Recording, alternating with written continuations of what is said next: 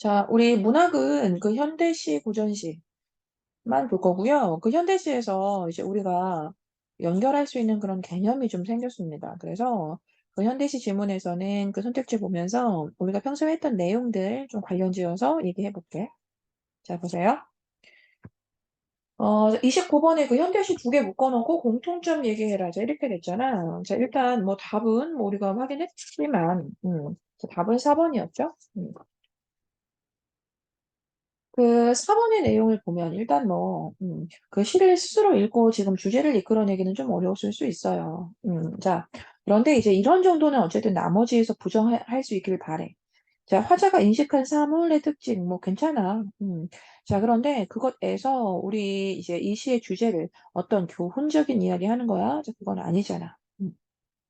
자, 그리고 이상과 현실을 대비시켜라고 하려면 그 화자의 현실이 지금 굉장히 부정적인 것으로 나타나줘야 하기 때문에 이제 이것도 당연히 이 시하고는 이제 무관하지.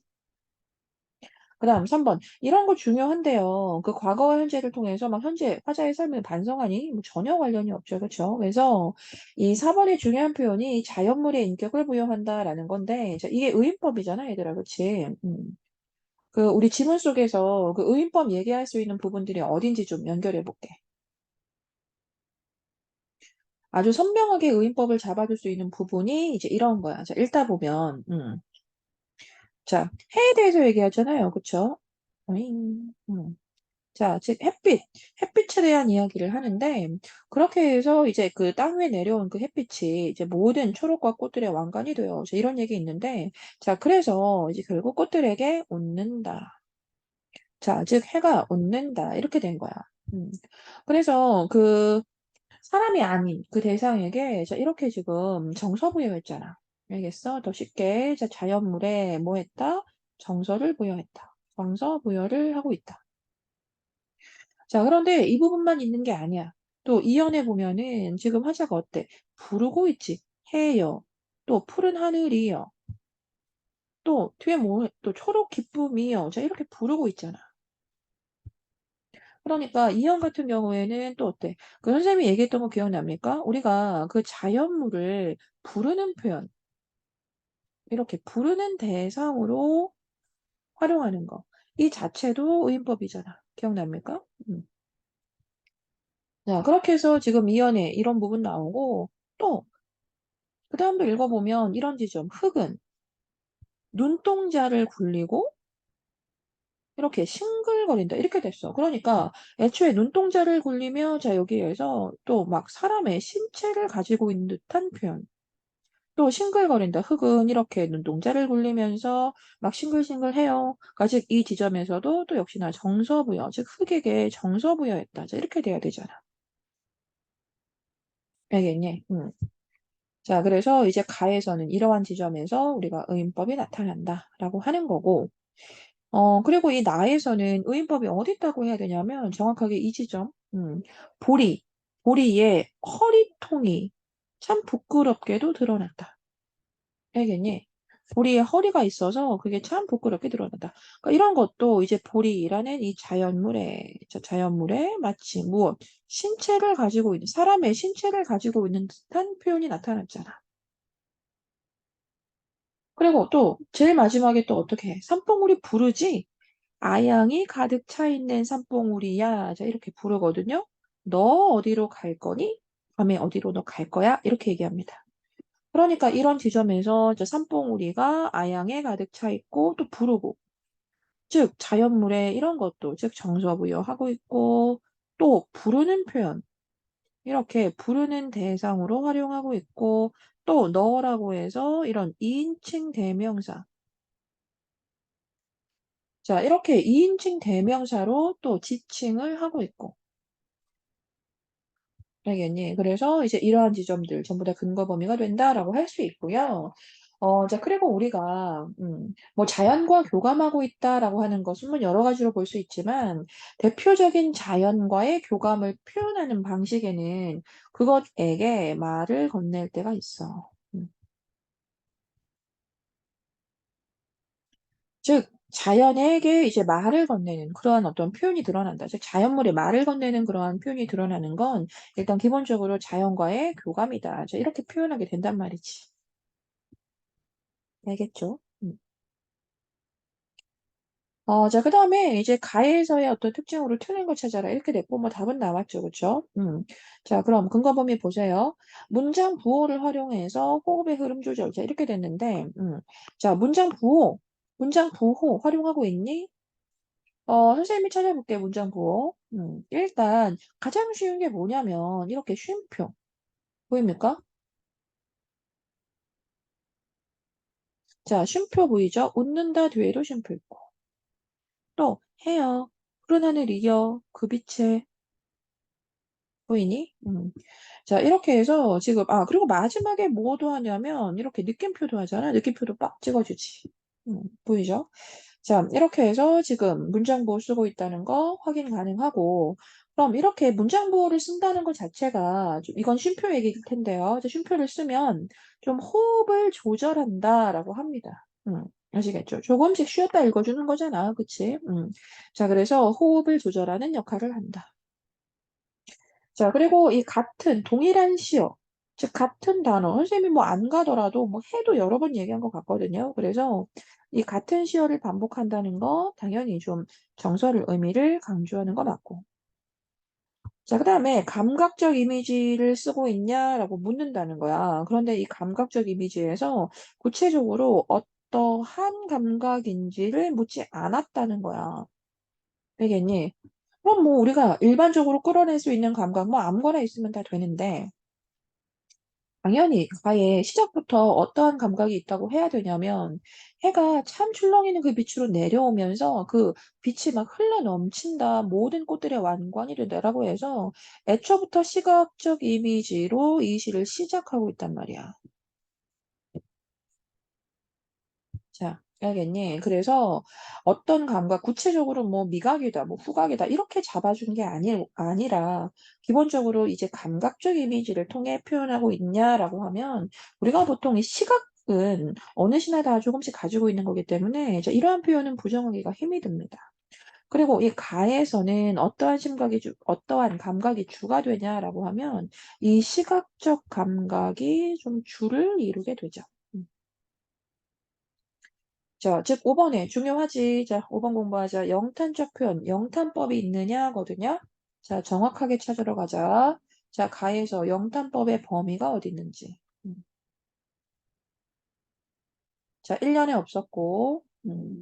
자, 그리고 2연에 잘 보면 2연에 전부 다 불러주고 있는 건데요. 자, 우리가 그 영탄법, 아니, 그래. 우리가 정확하게, 그래. 사실 이 불러주고 있는 표현도 괜찮은데, 자, 사연 보세요. 우리가 이제 공부한 대로 연결해 봅시다. 자, 공부한 대로 보시면, 자, 사연 자체에 오. 이거 뭔데? 감탄사잖아. 그리고 나무들의 향기, 역시나 느낌표. 자, 그래서 이렇게 기본적으로 감탄사를 좀 사용하는 것. 그리고 이렇게 느낌부호, 느낌표죠. 자, 느낌부호를 사용하는 것. 이런 것이 이제 영탄적 표현, 즉, 영탄법에 대한 어떤 근거 범위가 되죠. 알겠지? 음. 자, 그렇게 해서 30번에, 자, 근거 범위 다 찾아봤고요. 자, 그 다음에 이제 31번은 뭐 시의 내용 같은 건데요. 뭐, 이런 정도를 어렵게 느끼지 않았으면 좋겠어. 비록 가시가 조금 난해하다라고 여겼을 수도 있지만, 그 햇빛이 비치는 것에 대한, 그래서 여러 자연물들과 어우러지는 모습에 대해서 지금 화자가 참 아름답게 바라보고 있구나. 정도만 좀 해주면 좋겠거든. 그래서 이제 A에서는 화자가 지난 삶을 떠올려? 그래? 자, 그럼 A는 또 화자와 동일시 된다라고 해? 너와 나는 같은 것이다. 이래? 자, 그럼 B에서 어떤 행동을 하게 해? 나한테? 밤이 되면이라고 했어. 그럼 밤의 시간에 관찰 중이다라고 해야 돼? 자, A나 B 모두 화자가 지금 관심을 갖고 보고 있고요. 그것을 자기가 주관적으로 인식하고 있다는 거예요. 그래서 주관적인 인식을 우리가 내면화하다라고 하는데, 이 내면화 과정을 우리가 이제 겪어야 이렇게 자기의 어떤 개별적인 어떤 정서적인 부분이 나타날 수 있는 겁니다. 단순히 해가 하늘에서 비치는 일반적인 것이 뭐라고 하면 이런 시가 안 나오지. 그 해가 비치는 그 모습에 대해서 스스로 이렇게 주관적으로 받아들이는, 주관적으로 이렇게 생각하는 이제 그러한 과정이 있었기 때문에, 자, 이와 같은 시의 주제가 이렇게 표현될 수 있었던 거거든요. 그래서 이제 5번 내용 너무나 자연스럽게 답이고,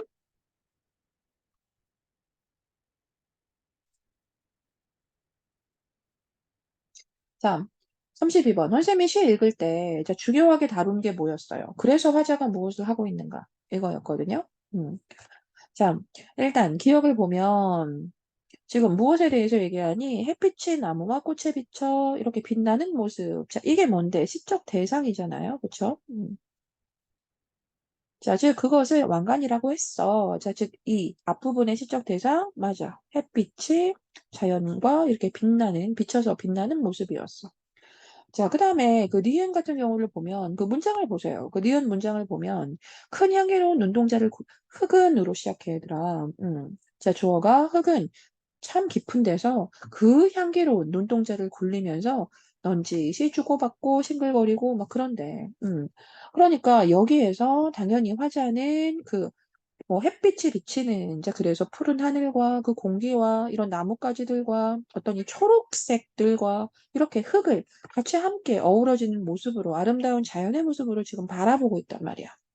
자, 그러니까 여기에서 당연히 우리 화자는 이렇게 바라보는 대상이거든요, 그것을. 그쵸? 자, 흙은 이렇게 눈동자를 가지고 있는데, 참, 그것이 서로서로 싱글거리네, 이랬단 말이야. 음. 그래서 화자는 지금 그것을, 흙을 바라보고 있단 말이야. 그럼 여기에서 큰 향기로운 눈동자를 굴리며의 주체는 화자다. 자, 지금 눈동자를 굴리고 있다라는 것의 주체는 결국 화자다. 아니지. 그냥 흙이다라고 해줘야지. 알겠어? 자, 화자가 아니죠. 화자가 지금 큰 눈동자를 가지고 있는 주체인가요? 아니죠. 자, 이것들은 전부 다 그 흙을 의노하고 있는 표현이었잖아. 아시겠죠? 자, 넘어갈 거고요. 자, 고전시로 오세요.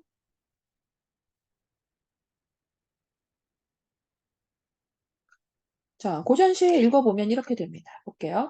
자, 태산, 산이 높다고 하더라도 하늘 아래의 산이다. 아무리 높아도 하늘 아래의 산인 것이다. 오르고 또 오르면 못 오를 리 없건만은. 자, 이런 정도를 잘 해석해 주시면 되고요. 오르고 또 오르면 어떤 얘기야? 오를 수 있다 이 얘기죠. 자, 오를 수 있다. 그러나 뭐 이런 거잖아. 자, 아무리 큰 산이라고 하더라도 오르고 또 오르면 오를 수 있는 것이다. 그런데 사람이 오르지 않고 높다, 저건 높다, 높아서 못 가라고만 한대요. 자, 그러니까 이제 이 시에서는 뭐에 대한 얘기하고 있다고 해야 돼? 결국 사람이 아무리 높아 보이는 것일지언정 노력하면 할 수 있다라는 얘기잖아. 용기를 갖고 노력을 하면 꾸준한 노력을 좀 해야 한다라는 얘기죠. 꾸준한 노력으로 자 실천해야 한다. 알겠죠? 아무리 높은 것이어도 우리가 오르면 오르기 시작하면 다 할 수 있는 것이다. 알겠죠? 그래서 뭐 줄이자면 뭐 실천의 중요성에 대한 거다. 이렇게 표현해. 자, 그 다음에 이 김시습의 사청사오자 이게 조금 어려울 수 있습니다. 그쵸?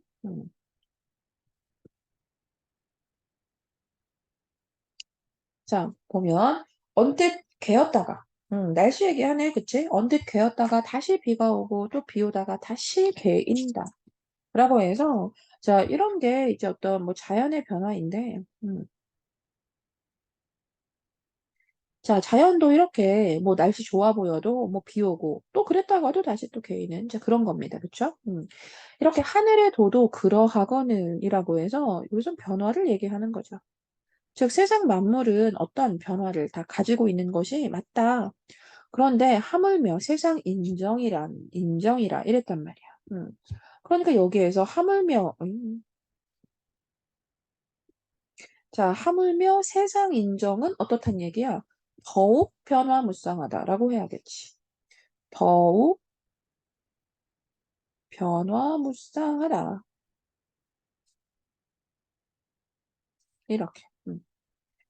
자, 그래서 이 나를 기리다가 문득 돌이켜 나를 헐뜯고, 그러니까 나를 기리다가, 나를 칭송해 주다가, 그러니까 나를 좋게 이렇게 칭송해 주다가, 또 갑자기 나를 헐뜯는 이제 그러한 모습을 가지기도 하고, 공명을 피하다가도 갑자기 또 공명을 구하게 된다라고 해서 이 비의 내용이 전부 다 어때요? 그 세상, 즉 인간 세상입니다.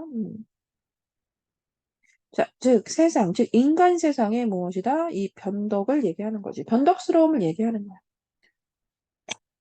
자연도 이렇게 변화하듯이 인간 세상은 더 말할 것 없이 변화가 심한 것이다. 이렇게 인간 세상은 참 사람의 마음이라는 건 정말 변덕스럽다. 이렇게. 자, 그러면서 꽃이 피고 지는 것, 꽃이 피기도 하고 금방 지는 것, 봄이 어찌 다스리고, 그렇게 해서 자연은, 즉 봄은, 다스릴 수 있는 것이 아니다. 꽃이 피고 지는 걸 봄은 다스리지 않는다. 다스리지 않아요. 구름이 가고 구름이 오는 것, 이런 것을 통해 산은 또 싸우지 않습니다. 연연해 하지 않아요. 연연해 하지 않다. 자, 이렇게 자연이 좀 이렇게 변화를 가지는 것에 대해서 실제 정말 좀 폭넓은 이제 그러한 바탕의 자연은 결국 아주 의연한 모습을 가진대요. 음. 즉, 자연은 연연해 하지 않고 그것을 함부로 다스리려고 하지도 않고 이렇게 자연은 늘 제자리에서 의연한 모습을 갖는데. 음. 자, 그러니까 사람들에게 말하니 반드시 기억해라. 기쁨을 취하려 한들 너가 어디에서 평생 즐거움을 얻을 수 있는지를 이랬거든. 자, 그래서 마지막을 이렇게 좀 풀어서 얘기하면 결국 사람이 아무리 기쁨을 취하려 한다 하더라도 이 기쁨이라는 것을 취하려 한다 하더라도 결국 평생의 즐거움을 얻을 수는 없다. 즉, 기쁨은 평생의 즐거움이라고 하는 것. 자, 그것은 없는 것이다. 그럼 이유를 뭐라고 해줘야 돼? 그 사람, 즉 인간 세상의 어떤 뭐 변덕이라든지 뭐 일관적이지 않은 그 일관성이 떨어지는 뭐 그러한 성격들 때문에 결국 세상 사람들 그러니까 반드시 기억해라. 기쁨을 아무리 평생 취하고 싶은 마음에 살아간다 하더라도 이 인간 세상에서는 어디에서라도 이 평생 즐거움을 얻을 수는 없는 거다. 알겠죠? 음. 자, 이런 내용이었습니다. 자, 그다음에 다? 글쎄요. 자, 일단 뭐 문제 한번 풀어볼 텐데, 아니 뭐 다도 간단하게 보자. 다에서도 어려운 얘기는 아니야. 자, 뭐냐면 처음에 그 행랑채, 즉 내 집이 이렇게 좀 낡아가지고 세 칸이, 에이, 음. 자, 내 집이 낡아서 지금 좀 못 쓰게 된 게, 에이, 세 칸이다. 자, 이렇게 좀 뭔가 문제가 생길 때입니다. 자, 그래서 내가 수리를 했는데 중요한 건 그 두 칸은 장마에 장마에 비가 센지 오래됐는데 내가 손을 좀 미리 대지 않았대요. 그래서 두 칸은 이게 망가진 지 여기에서 이렇게 문제가 생긴 지 망가진 지 오래된 것이고요. 그리고 나머지 한 칸은 비를 한 번 맞고 샜던 거라 서둘러 기어버렸다. 그래서 이 한 칸은 지금 최근에 망가진 것 이렇게 이해하면 되거든. 자, 그런데 이제 그걸 한꺼번에 내가 이제 고친 거지, 이번에. 자, 그런데 이제 망가진 지 오래된 거는 뭐다? 수리비가 엄청 들었다. 알겠죠? 그런데 최근에 망가진 거는 비용이 별로 많이 안 들었다. 라고 해서 지금 그 앞부분 그 일문단에는 이렇게 뭘 얘기했다? 그 화자의 경험을 얘기했어. 그러니까 결국 그 문제점이 드러난 시기. 자, 즉 시기가 오래되면 우리가 고치기 힘든데 뭐 얼마 되지 않은 것은 또 금세 고칠 수 있게 된다. 뭐 이런 얘기였습니다. 자, 그래서 이제 이것이 사람의 몸도 그러한 것이다라고 연결을 했다는 거야. 사람도 이제 문제점을 가지고 있다는 게 바로 드러나서 그걸 바로 고치려고 하면 잘못을 알고 바로 고치면 우리가 크게 문제없이 다시 고칠 수 있대. 그런데 사람의 몸뿐 아니라 나라의 정치도 이렇다. 음. 무언가 문제점을 가지고 있는 그런 신하들은 빠르게 고칠 수 있어야지 시간이 오래 지난 다음에 바로 잡으려고 하면 너무 늦다. 알겠니? 그래서 뭐 이 뒷부분, 여기 후반부라고 할게요. 자, 이 뒷부분에는 결국 자기의 경험을 이제 앞부분에 이야기한 걸 바탕으로 해서 의미를 확장했죠. 알겠죠? 우리가 이런 걸 유추의 방식이라고 해. 자, 즉, 유추의 방식을 통해서 자, 의미를 확장했죠. 집을 고친 일, 자신의 집을 고친 일을 통해서 이제 유사한 사례에 좀 빗대어 표현했죠. 아, 집을 고친 일 가지고, 사람의 몸도 같다. 더 나아가서 정치도 같은 것이다. 유추의 방식, 즉, 유사한 사례에 빗대다. 이렇게. 음.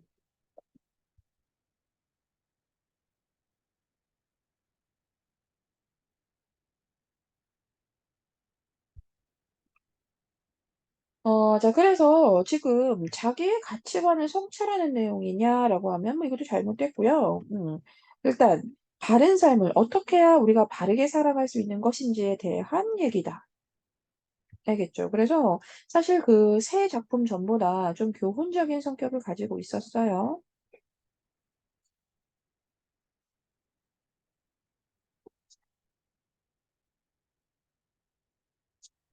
자, 43번 문제가 좀 중요해요. 43번 같은 걸 좀 잘했으면 좋겠어. 자, 일단 그 사청사후 그 나에 대한 뭐 부분적인 얘기였는데 지금 선택지 보면 일단 A에서는 A 보세요. 그 시작하는 부분.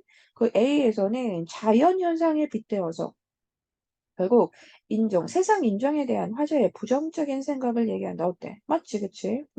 자연도 변화가 있는데 인간 세상은 정말 너무나 변화무쌍하다라고 해서 자, 이렇게 세상 인정에 대해서 화제가 부정적인 인식 얘기하는 거 맞고.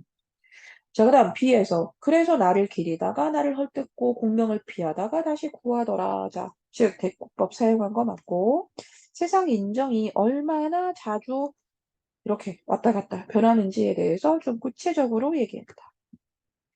자, 그다음 C에서는 그 가운데 부분이었는데 꽃이 피고 지는 걸 봄은 다스리지 않고 구름이 가고 구름이 오는 것을 사는 그것은 다투지 않는다. 즉 가변적인 내용 그리고 불편적인 내용 대상을 여기서 좀 대조적으로 활용을 했죠. 자, 꽃 같은 경우에는 좀 변화가 있는 요소. 그런데 그것을 봄은 다스리지 않고 그다음에 구름도 가기도 하고 오기도 하고라고 해서 자 이것도 좀 가변적인 의미를 가지지만 자 그것을 사는 또 다투지 않기 때문에 자 이렇게 가변적인 것과 불변적인 것을 좀 대조해서 화자 얘기한다라는 얘기. 그다음 도치법. 선생님이 여기에서 너희들 도치법을 제대로 이해하길 바래. 뭐 나머지는 뭐 시의 내용 같은 거니까 뭐 이해가 안 될 수는 있는데 도치법은 좀 이해했으면 좋겠는 거야. 그래서 이 도치법 보면 선생님이 도치법 뭐라고 했어요? 반드시 기억해라. 이것을. 자, 이 시가 이렇게 끝나죠. 그쵸? 즉, 서술어가 먼저 나오고, 즉, 그것에 해당하는 목적어를 뒤로 배치하다. 기억납니까? 음. 즉 서술어가 먼저 나오고 이렇게 그것에 해당하는 목적어를 뒤로 뺐단 말이야. 사람들에게 말하노니 반드시 기억해서 알아둬라. 요로조로 조로조로 한 것을 이렇게 알겠어. 그래서 이 마지막 부분에 돛이 남았다라는 말이에요. 자, 5번도 뭐 중요한데요. 틀렸죠, 그쵸? 그러니까 즉 이 시 전체에서 보면 세상 사람들을 청자로 설정하고 있는 거 맞아, 얘들아. 즉 청자라는 말에 우리가 개념을 뭐라고 얘기하냐면 말을 건네는 대상이란 말이야. 자, 사람들아, 이런 것을 꼭 알아둬라. 이제 이렇게 얘기하는 시였잖아. 자연도 이러한데 사람은 뭐 더 심하다. 알겠니? 그러니까 사람들아 이것저것 알아둬라 이랬어. 그러니까 사람들을 청자로 설정하고 있는 거 맞지. 자, 그런데 뒷부분. 그래서 청자에게 묻고 답하면서 내용 전개를 하냐는 건데, 자, 이 지점이 틀렸지. 우리가 청자로 설정하고 있다고 해서 무조건 그에게 질문을 하고 답을 하고 막 이런 형식은 아니란 말이야. 음. 자, 그래서 묻고 답한다 잘못됐고요. 자, 아시겠죠? 그리고 실제로 이 청자로 설정해서 말을 건네는, 이제 뭐라고 표현해야 정확한 거냐면, 말을 건네는 방식을 쓰다. 음, 이렇게 얘기하거든. 그래서 실제로 그래서 뭐 정말 질문, 묻는 거냐라고 하는 것과 좀 다른 얘기인 거예요. 자, 말을 건네는 방식을 쓰다라고 하는 거지. 선생님이 강의하다가도 너희들한테 말을 건네는 방식을 쓸 수 있거든? 그런데 그것이 전부 다 너희한테 다 질문하고 뭐 그런 건 아니잖아요. 음. 자, 그래서 한 군데만 잠깐 더 보면 이런 식이죠.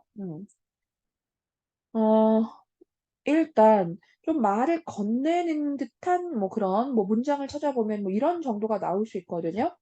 봄이 그걸 어찌 다스리겠니? 사실 이 지점밖에 없는데 그럼 이것도 실제로 묻는 것인가 라고 하면 묻는 거 아니죠. 꽃이 피고 지는 걸 봄이 어찌 다스리겠니? 봄은 다스리지 않아. 라는 얘기이기 때문에, 자, 이 지점도 묻는 것이다 라고 얘기할 수가 없는 거야, 애초에. 말을 건네는 방식, 질문을 하는 듯한 뭐 방식, 뭐 이런 정도는 괜찮아도 묻고 뭐 이렇게 하시면 안 됩니다. 알겠어요? 어렵지?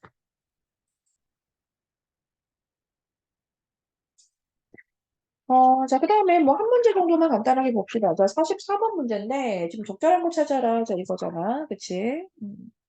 뭐 전반부에서 무슨 얘기했어? 그 이번에 그 수리했던 그 집 수리했던 경험이었고 그래서 이제 후반부에 그것의 의미를 가지고 사람도 다 그런 거야, 정치도 그런 거야, 이제 이렇게 의미를 확장했단 말이야. 자, 그럼 기억에서 우린 다양한 해결책을 제시했다라고 해야 돼? 아니야. 기억과 니은은 서로 상반된 견해니? 아니지. 자, 이것은 너무나 유사한 그러한 의미의 내용이었습니다. 그쵸? 자, 기억이 결과라면 니은이 원인이야? 헐. 아까 얘기했듯이 이렇게 니은의 내용은 기억의 사실적 상황을 바탕으로 뭐 했다? 유추하여 적용한 것이다. 이렇게 하게 됩니다. 알겠어. 자, 여기까지 할게요. 고생했어.